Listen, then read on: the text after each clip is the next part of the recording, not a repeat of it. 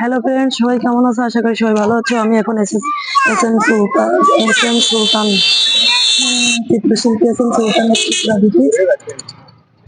আমরা একটু ঘুরতে এসেছি, আপনারা দেখেন।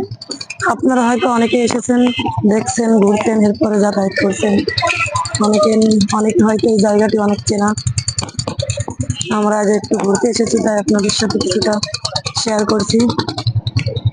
চিত্রশিল্পী সুলতান সবাই জানেন, তার নাম অনুসারে এই ব্রিজটি তৈরি করা হয়।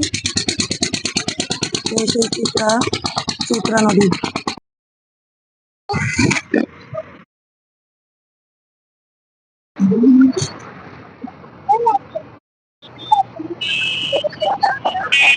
এই দেখো কি সুন্দর একটা আছে।